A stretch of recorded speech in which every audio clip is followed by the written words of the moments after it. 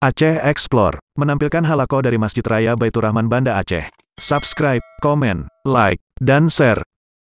Allahumma salli ala Sayyidina Muhammad wa ala ali Muhammad wa sallim tasliman katsira.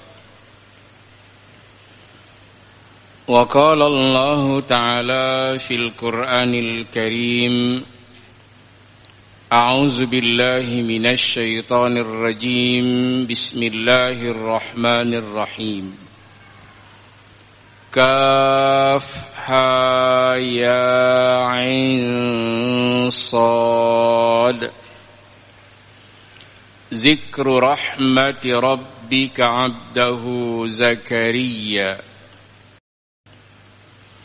إذ نادى ربه نداء خفيا قال رب إني وهن العظم مني واشتعل الرأس شيبا ولم أكن بدعائك ربي شقيا وإني خفت الموالي من ورائي وكانت امرأتي عاقرا فهب لي من لدنك وليا يرثني ويرث من آل يعقوب واجعله ربي رضيا. صدق الله العظيم. Ma'asyiral muslimin dan muslimat jamaah maghrib Masjid Raya Baitur Rahman Banda Aceh, pendengar Radio Republik Indonesia, pendengar Radio Baitur Rahman, pendengar Radio Serambi FM, dan pendengar radio-radio swasta lainnya, beserta pendengar dan pemirsa TV Masjid Raya Baitur Rahman Banda Aceh, di mana saja berada yang dimuliakan oleh Allah Subhanahu wa Ta'ala. Kita mulai kajian kita dengan selalu memuji Allah. Allah yang Maha Esa dan Allah yang Maha Kuasa, yang mengatur tentang alam semesta, mengatur segala keadaan hambanya, membantu dan menolongnya. Dan semoga kita selalu mau menyembah Allah Azza wa Jalla sampai dengan ajal kita dihentikan oleh Allah, atau wa'bud Rabbaka hatta ya'tiyakal yakin, dan sembahlah Tuhanmu hingga ajal menjemputmu.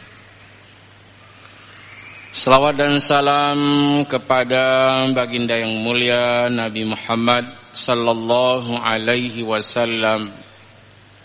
Allah telah memuliakan junjungan kita, diangkat oleh Allah menjadi nabi, diangkat oleh Allah menjadi rasul, dan Allah mewahyukan ayat-ayat suci Al-Quran serta menyimpan ke dalam hati Rasulullah sallallahu alaihi wasallam, yang dengan ayat-ayat Al-Quran Rasulullah menyampaikan dakwah dan risalah untuk mengeluarkan umat manusia dari alam kejahilan, dari alam kebodohan ke alam yang berilmu pengetahuan, dari alam kesesatan menuju petunjuk dan hidayah Allah, dari alam kegelapan menuju cahaya iman,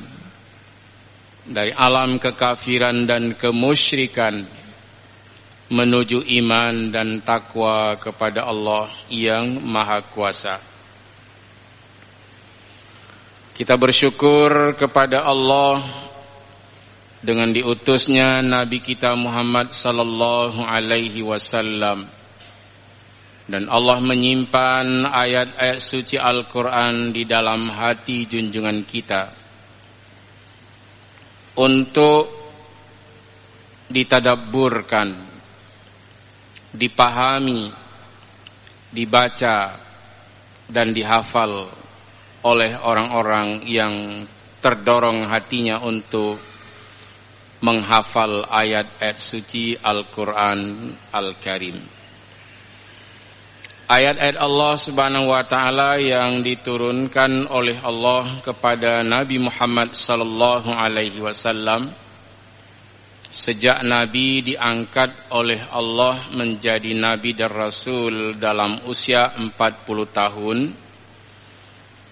dan ketika Rasulullah sallallahu alaihi wasallam di awal-awal Rasul menjadi Rasul sampai dengan usianya 50 tahun lebih kurang, Rasul tinggal di kota Mekah, di tempat kelahirannya. Rasul kita Muhammad sallallahu alaihi wasallam, dan kita semua mengetahui dalam sejarah bahwa Muhammad sallallahu alaihi wasallam lahir di kota Mekah Al-Mukarramah dan wafat di Madinah Al-Munawwarah. Ayat-ayat yang kita bacakan pada malam ini diturunkan sebelum Rasul kita berhijrah ke Madinah Al-Munawwarah, atau yang disebut dengan Makkiyah atau ayat-ayat Makkiyah. Arti ayat-ayat Makkiyah adalah ayat-ayat yang diturunkan oleh Allah kepada Nabi Muhammad sallallahu alaihi wasallam ketika Nabi masih tetap di Mekah Al-Mukarramah dan belum berpindah atau berhijrah ke Madinah Al-Munawwarah. Dan ini juga menjadi pengetahuan bagi anak-anak kita yang sedang mempelajari ulumul Quran, yang sedang mempelajari tafsir Al-Quran, yang sedang mempelajari ilmu Al-Quran, dan mereka sudah terbiasa bila disebut surah Maryam wahia Makkiyah. Surat Maryam adalah Makkiyah. Anak-anak kita sudah memahami bahwa ayat-ayat ini diturunkan oleh Allah ketika Nabi masih di kota Mekah Al-Mukarramah, belum pindah ke Madinah Al-Munawwarah. Dan setelah Rasul pindah ke Madinah atau hijrah ke Madinah, maka ayat-ayatnya tidak lagi disebut sebagai ayat-ayat Makkiyah, tetapi disebut dengan ayat-ayat Madaniyah. Jadi nanti kalau di pojok Al-Quran, di sebelah kanan dari Al-Quran, kita melihat di atasnya ada tulisan. Misalnya, surah Maryam wahia Makkiyah. Artinya surat Maryam ini diturunkan pada masa Rasul sallallahu alaihi wasallam masih berada di kota Mekah Al-Mukarramah atau belum hijrah ke Madinah Al-Munawwarah.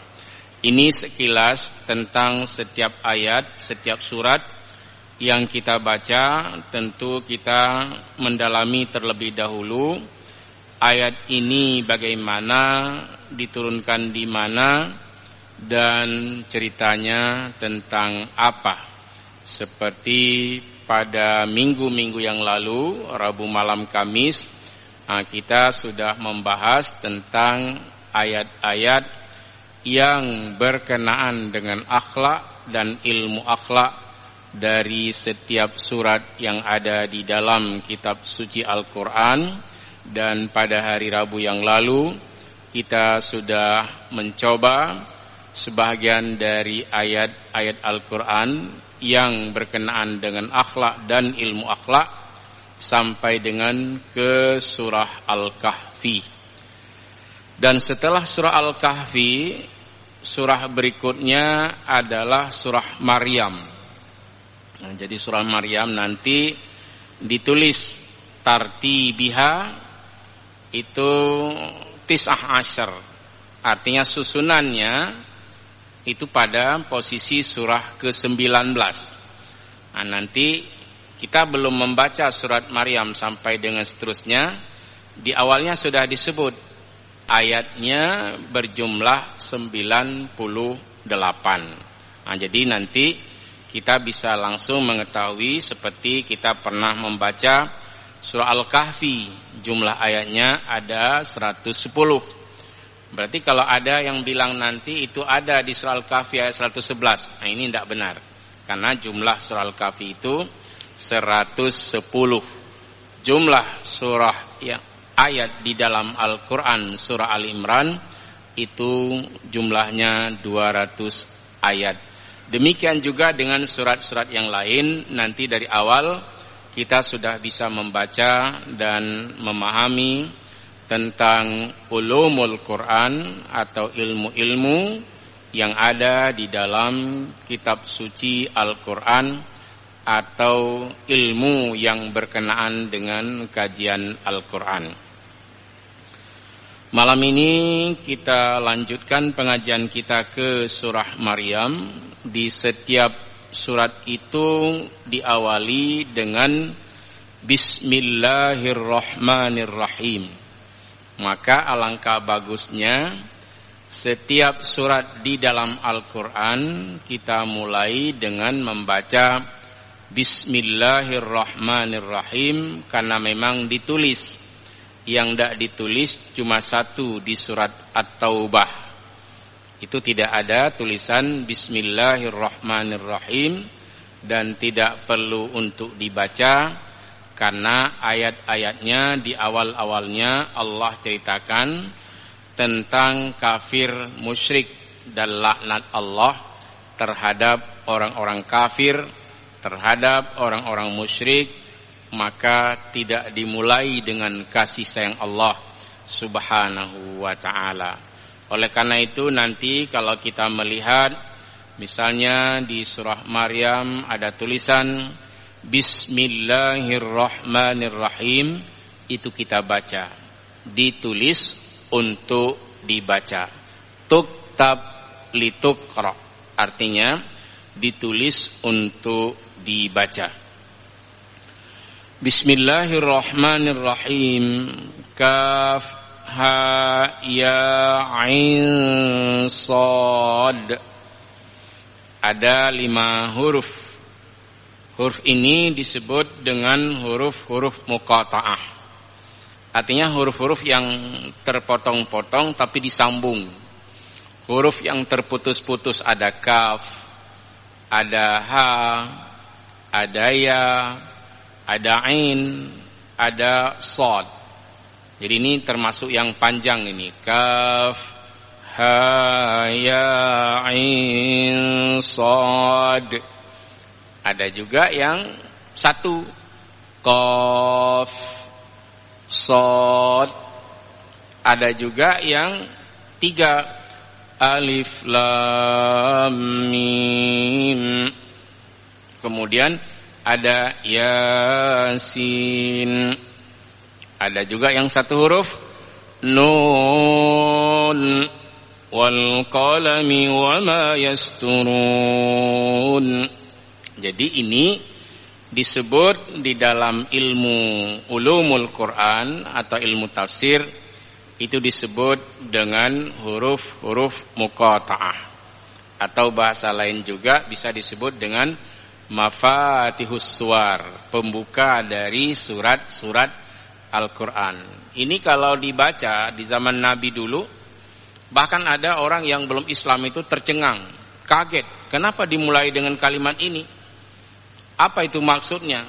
Padahal artinya tetap itu.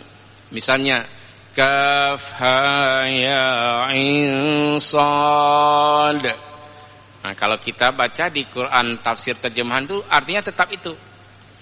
Alif lam mim, artinya tetap alif lam mim.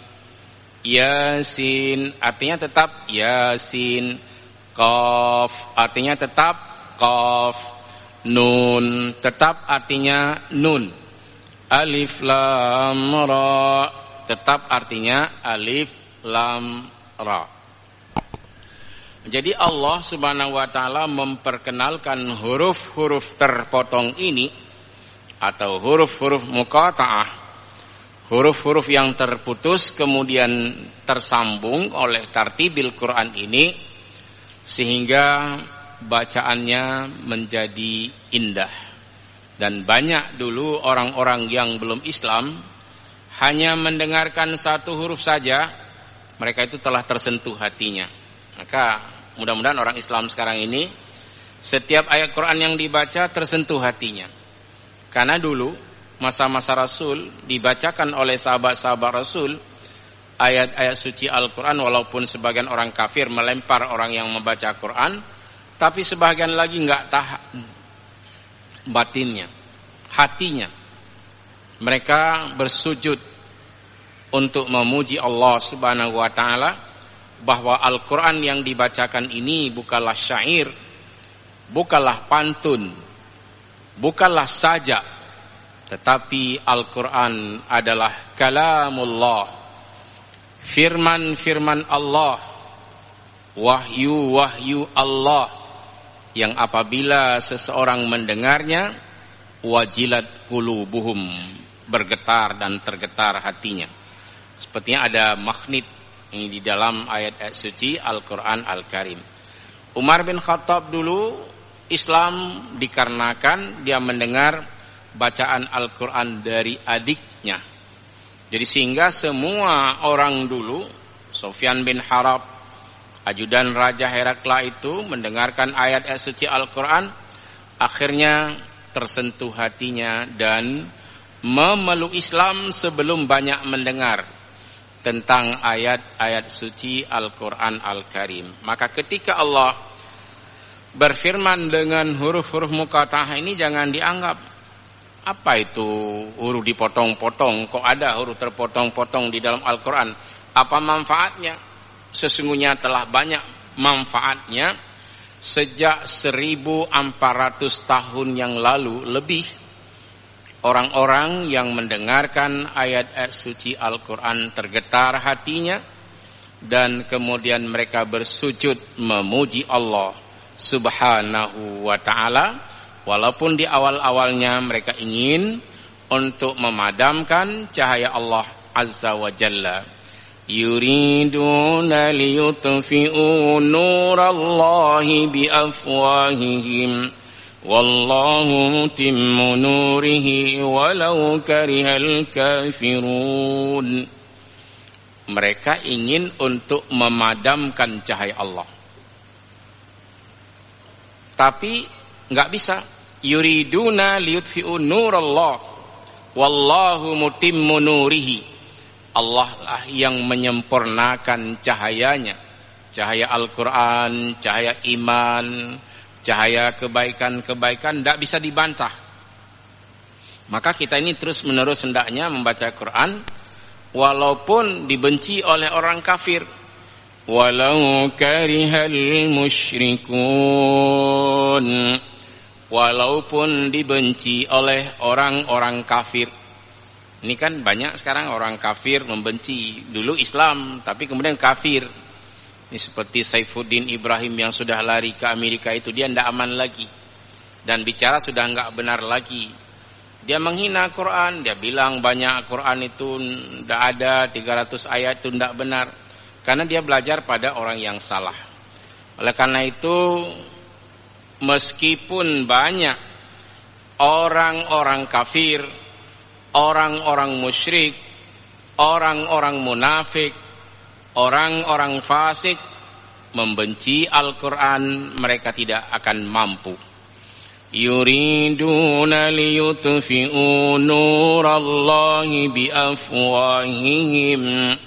Mereka ingin memadamkan cahaya Allah, cahaya Al-Quran ini dengan mulut mereka, disampaikan melalui TV, melalui TikTok, melalui Instagram, melalui WA, dijelek-jelekkan terus, tidak akan jelek ayat Allah ini.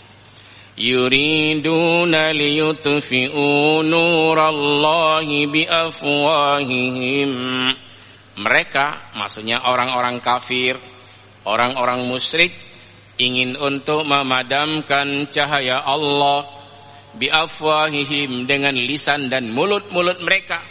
Ngomong sana, ngomong sini, jelekkan ke sana, jelekkan ke sini, enggak bisa. Enggak akan jelek suara Al-Qur'an ini. Bahkan orang-orang yang suka menghina Al-Qur'an satu persatu itu, wa tazahaqa anfusuhum wa hum kafirun. Allah lenyapkan fisik mereka, Allah hancurkan jiwa dan badan mereka, wahum kafirun, dan mereka mati dalam keadaan kafir. Ini saran saya, himbauan saya, dakwah saya malam ini, jangan ada di antara kita yang mencoba-coba untuk menghina ayat-ayat suci Al-Quran Al-Karim. Dari dulu tidak ada yang aman. Bagaimana Salman Rushdie setelah dia mengungsi? Tidak aman, pulang. Sakit, mati. Memang semua kita mati, meninggal. Tapi jangan karena menghina Al-Quran, tapi muliakanlah Al-Quran. Quran menjadi penawar ini. Quran menjadi obat. Orang sakit pun sangat senang mendengarkan ayat-ayat suci Al-Quran, apalagi orang yang sehat. Oleh karena itu, selama Allah memberikan kita sehat fisik, sehat pikiran, mari kita memuliakan kitab suci Al-Quran Al-Karim. Tadabburkan ia, pahami ia, dengarkan suara-suara Al-Quran. Afala yatadabbaruna Al-Quran am ala qulubin aqfaluha. Mengapa tidak kamu mentadabburkan Al-Quran? Mengapa tidak kamu mau memahami Al-Quran? Kamu baca Quran, kamu hafal Quran, kamu dakwahkan Al-Quran. Am ala qulubin aqfaluha. Ataukah hatimu itu sudah tertutup? Karena orang kalau sudah tertutup hatinya tidak bisa dibuka oleh siapapun. Kalau sudah kafir, sudah kufur, siapapun orangnya yang berdakwah ke dia enggak mempan lagi. Karena mengapa? Innal ladzina kafaru sawa'un 'alaihim a'anzartahum am lam tunzirhum la yu'minun. Sesungguhnya orang-orang kafir sama saja bagi mereka kamu berdakwah, kamu berikan peringatan kepada mereka atau tidak kamu berikan peringatan, la yu'minun, mereka tidak akan beriman. Nyekur aja hek mendeng, katutup, tak bisa dibuka lagi, tergembok. Isyawatun, tapi ada risikonya. Walahum azabun alim, ada azim, ada syadid. Ada azab yang pedih, ada azab yang amat dahsyat, dan ada azab yang sangat hebat, yang sangat dahsyat. Tidak ada seorang pun yang sanggup untuk melawan Allah Azza wa Jalla. Jangan coba-coba untuk melawan Allah. Allah sebutkan, kamu itu enggak ada kekuatan di bumi ini. Kamu enggak ada kekuatan di muka bumi ini. Kalau kamu mencoba-coba untuk melawan Allah, kamu enggak punya power, enggak punya kekuatan, enggak sanggup kamu untuk melawan Allah Azza wa Jalla. Innal ladzina yuhaddunallaha wa rasulahu. Sesungguhnya orang-orang yang mencoba untuk melawan Allah dan Rasulnya enggak akan bisa. Ulaika minal azallin. Mereka itu adalah makhluk-makhluk yang hina. Dihinakan oleh Allah, enggak mulia. Maka jangan coba-coba misalnya nanti dengarkan di TikTok, di mana-mana ini ada orang sudah lagi menjelek-jelekkan Quran, sudah lagi menjelek-jelekkan Islam. Seperti saya ini sering mendengar, ini gimana Ustadz? Diam saja, nggak apa-apa. Yang sedang menghina ini sedang menjelang sakit jiwanya, nggak perlu digubris, nggak perlu dijawab. Itu adalah orang-orang yang sedang kurang sehat jiwanya, sehingga dia menjelek-jelekkan Al-Quran. Dari cara ngomongnya aja udah tahu kita. Itu apa kita buat pelayanan, capek saja. Mari rangkul orang-orang yang baik, tanamkan keimanan kepadanya, kuatkan imannya untuk memelihara ayat suci Al-Quran dan mendengarkan ayat-ayat Allah Subhanahu wa taala. Maka ayat ini seperti surat Maryam hanya satu dibacakan dulu oleh sahabat-sahabat Rasulullah. Kaf ha ya ain sad. Diulang lagi. Kaf ha ya ain sad. Berdiri.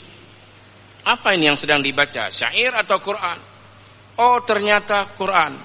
Kaf ha ya ain sad.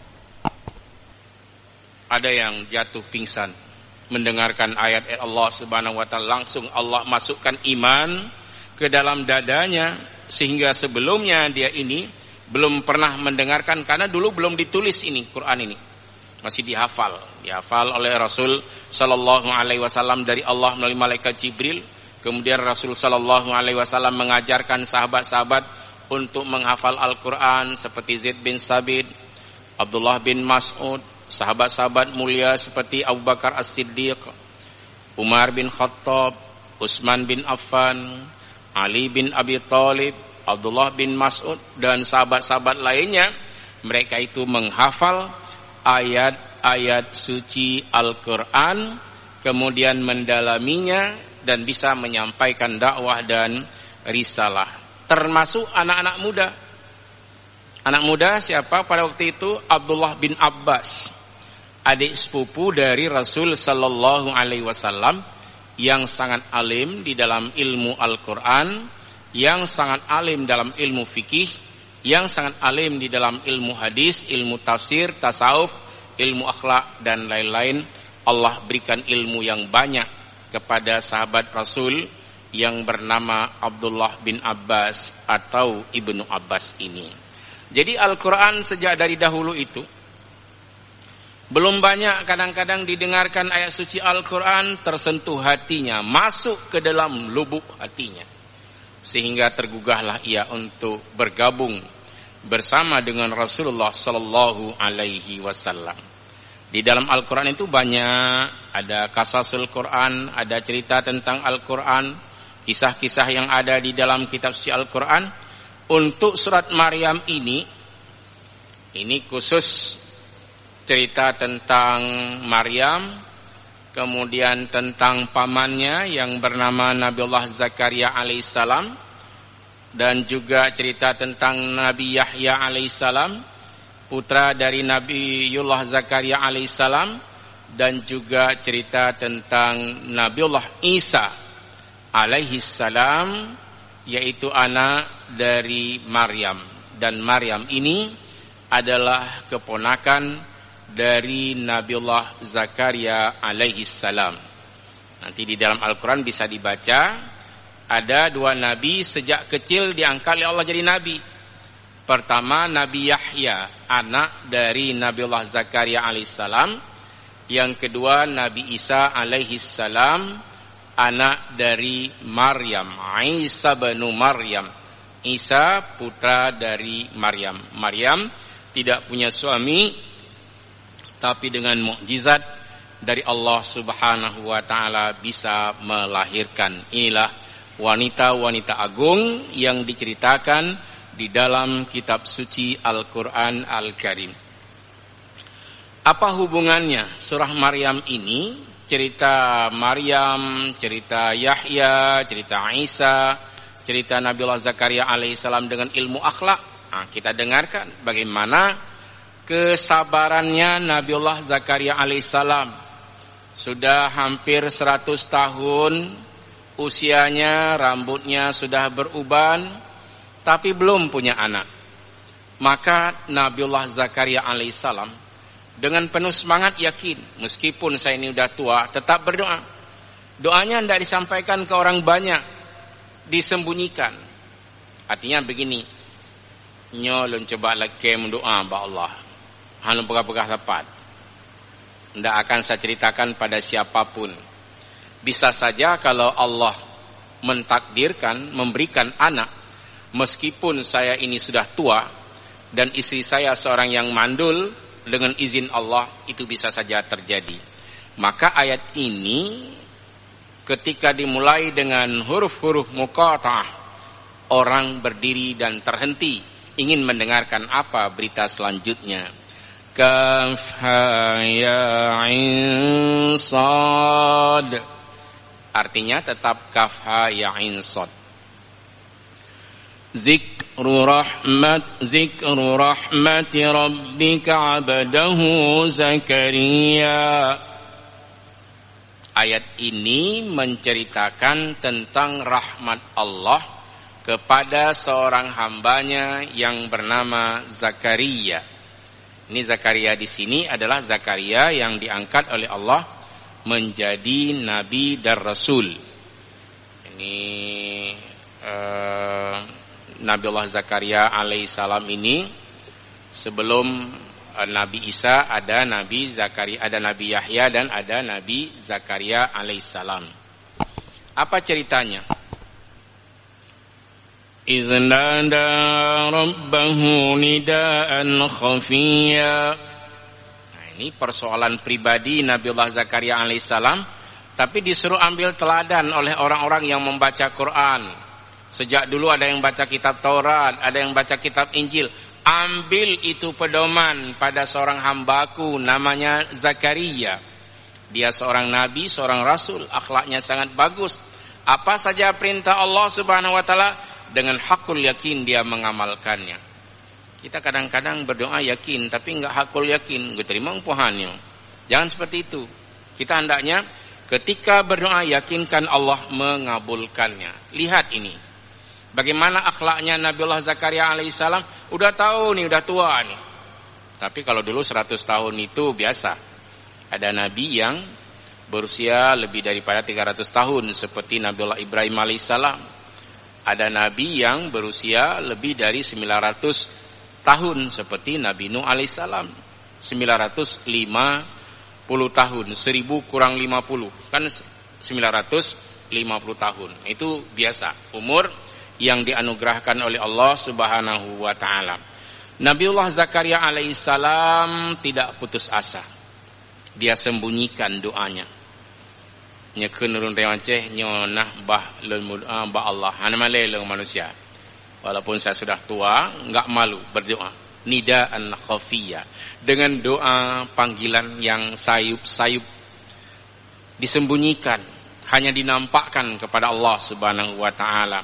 Zikru rahmati rabbika 'abdahu Zakaria. Ayat ini menceritakan tentang kisah Nabiullah Zakaria alaihissalam, tentang rahmat Allah kepadanya, 'abdahu, hamba Allah yang bernama Zakaria, yaitu Nabiullah Zakaria alaihissalam. Bagaimana cara Nabiullah Zakaria berdoa? Nah, ini mungkin perlu juga kita ikuti. Dan kapan ini berdoanya? Tidak disebutkan di Quran, tapi di hadis Rasulullah menceritakan di saat orang-orang sedang tertidur Nabiullah Zakaria berdoa. Berarti kalau kita sangat menginginkan sesuatu, berdoalah pada sepertiga malam, yaitu tahajud. Maka tahajud ini kebiasaan para nabi, para rasul. Di saat orang sudah tertidur, dia berdoa kepada Allah. Apakah besar doanya di tengah malam itu? Tidak. Dia sembunyikan, sayup-sayup, pelan-pelan. Iznada rabbahu nidaan khafiyya. Ingatlah ketika Nabiullah Zakaria alaihissalam berdoa kepada Allah. Nidaan khafiyya, dengan doa yang sangat lembut, doa yang sangat pelan, doa sayup-sayup. Berdoa seperti kita misalnya di malam-malam kita tahajud berdoa, ya Allah ya Tuhan, Nabi ya Allah ya Tuhanku, kebahagiaan kepada lon di dunia dan di akhirat. Nabi lon bertaat ya Allah, Nabi anak-anak lon, istri lon bertaat ya Allah. Nah, itu namanya nidaan khafiyya. Doa Nabiullah Zakaria, dia memohon karena dia sudah tua, belum punya anak seorang pun, belum punya pewaris satu orang pun. Karena pewaris bagi Nabi itu bukan harta, tapi pewaris itu adalah punya seorang anak apalagi anak laki itu menjadi pewaris. Ini kalau di dalam kitab Sahihain, para nabi itu berikrar, nahnu ma'asyirul anbiya la nurasu ma tarakna fahuwa sadaqah. Kami para nabi, harta kami tidak diwariskan. Apa yang kami tinggalkan itu adalah sedekah. Ini siapa yang berani ini? Ya, ada orang kaya meninggal, jangan sampai anak-anaknya ribut. Maka anak-anak dididik bahwa warisan dari ayah dan ibu jangan menjadi bahan untuk berselisih dan bertengkar. Bila berani, kekayaan ayah dan ibu sedekahkan. Undang orang-orang fukara, undang orang-orang duafa. Ada orang berencana bangun masjid atau ingin memperluas masjid, wakafkan tanah. Itu sudah bekerja seperti pekerjaan para nabi dan para rasul. Kalau di dalam Sunan At-Tirmizi, inna ma'syarul anbiya la nurasu. Sesungguhnya kami para nabi, harta kami tidak diwariskan. Maka nabi dulu seperti nabi kita Muhammad sallallahu alaihi wasallam bukan mewariskan harta, tapi warisan yang paling agung, orang memuliakan Al-Quran dan memuliakan sunnah Nabi, itu warisan yang hebat. Jadi Nabi tidak, misalnya, ini bagaimana dengan harta saya, bagaimana dengan harta yang ditinggalkan oleh Khadijah, yang kaya raya. Bukan itu persoalannya.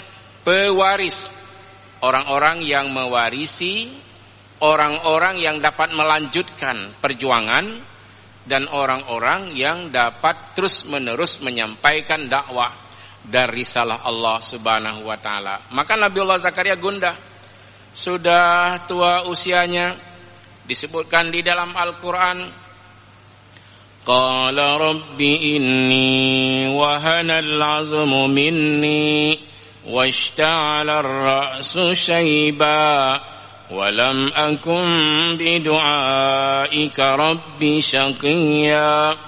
Oh Tuhan, ya Tuhanku, sesungguhnya tulang belulangku sudah lemah ya Allah.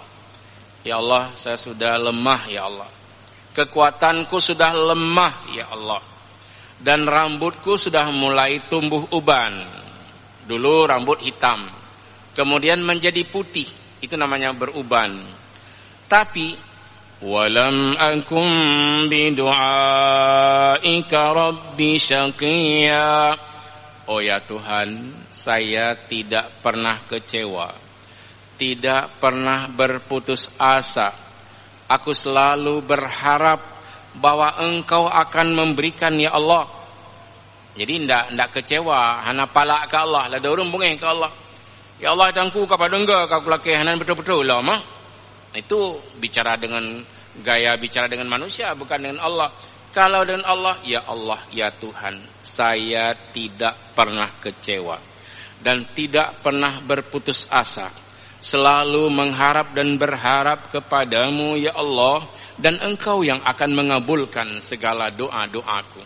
Nah, di sini Nabiullah Zakaria mengeluh, ya Allah, ya Tuhan, fisikku, tulang belulangku telah lemah, rambutku telah beruban, tapi aku belum berputus asa, tidak kecewa untuk selalu berharap kepadamu ya Allah.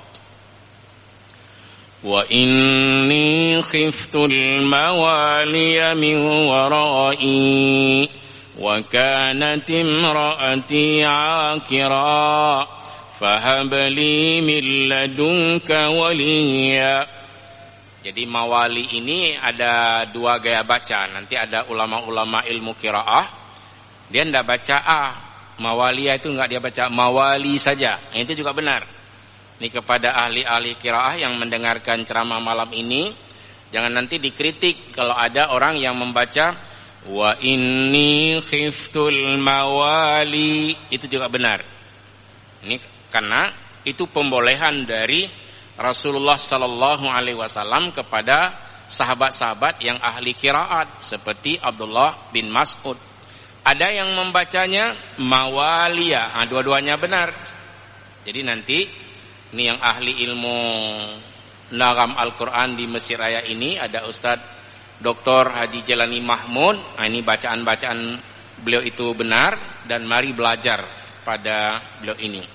Wa inni khiftul mawaliya min wara'i wa kanat imraati akira fahab li min ladunka waliya. Ya Allah, aku takut saya enggak punya generasi di belakangku ya Allah. Istriku seorang yang mandul, maka anugerahkan kepadaku ya Allah seorang anak yang menjadi pewaris bagiku, yang akan mewarisi dari keluarga Yakub. Waj'alhu rabbi radiyya, dan jadikan ia ya Allah anak yang engkau ridhai, anak yang engkau sukai, dan aku juga mencintai dan meridhainya. Kita padai sampai di sini, nanti kita lanjutkan tentang kisah Nabiullah Zakaria alaihissalam yang akhlaknya sangat bagus, tidak berputus asa, tidak marah-marah ke Allah walaupun di usia yang sudah sangat tua, belum dianugerahkan oleh Allah seorang anak pun, tapi dengan ketabahannya nanti Allah menganugerahkan kepadanya seorang putra namanya Yahya. Semoga kajian kita pada malam ini bermanfaat hendaknya. Amin ya mujibas sa'ilin. Hadanallahu wa iyyakum ajma'in. Wassalamualaikum warahmatullahi wabarakatuh.